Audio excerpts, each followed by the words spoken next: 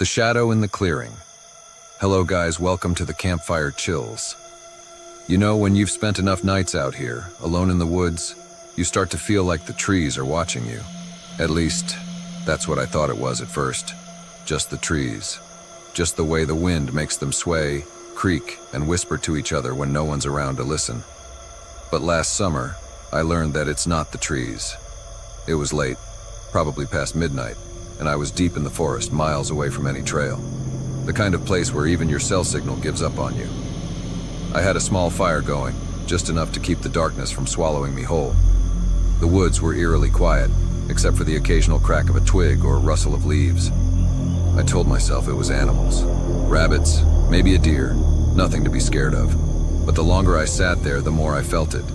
That prickling sensation on the back of your neck when someone's watching you. I tried to ignore it, poking at the fire, forcing myself to think about anything else.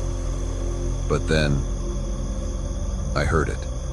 A low, steady whistle. It wasn't close, but it wasn't far either.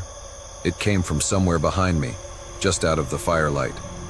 At first, I thought it might be the wind, but it wasn't random like wind. It was deliberate. A tune, 3 notes, over and over. I froze, listening, straining my ears to figure out where it was coming from. The whistle stopped, and the silence that followed was somehow worse. I should have packed up right then, thrown dirt on the fire, and gotten the hell out of there. But I didn't.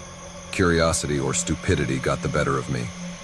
I grabbed my flashlight and stood up, aiming it toward the trees. "Hello?" I called out. My voice sounded small, swallowed by the vastness of the forest. Nothing. I swept the flashlight across the woods, the beam cutting through the darkness. For a moment, I thought I saw something.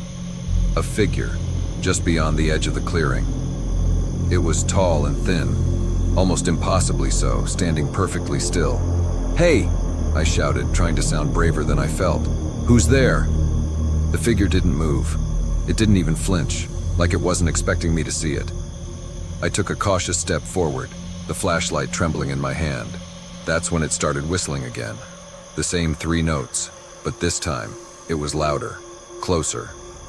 I backed up, nearly stumbling over my own feet. The whistling grew louder still, echoing in my ears, coming from every direction. It was like the forest itself was alive with that awful, haunting tune. I turned and ran, leaving the fire and my gear behind. My flashlight barely lit the path ahead, but I didn't care. I just wanted to get away. But no matter how far I ran, I couldn't escape the whistling.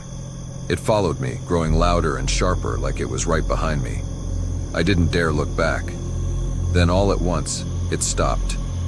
The silence was so sudden, so complete, that it felt like the world had been sucked into a vacuum. I slowed to a stop, gasping for breath, my legs trembling beneath me. That's when I heard it. A voice. Low and raspy, like wind scraping through dead leaves. It came from just over my shoulder. "Why are you running?" I don't remember much after that, just the sound of my own scream and the sensation of falling. When I woke up, it was morning, and I was lying at the edge of the forest, covered in scratches and bruises. I've never gone back to that part of the woods. Hell, I don't even camp anymore. But sometimes late at night, I swear I still hear it. 3 notes, whistled on the wind. And I wonder, what would have happened if I turned around? Would it have let me leave? Leave a like and subscribe if you loved this video.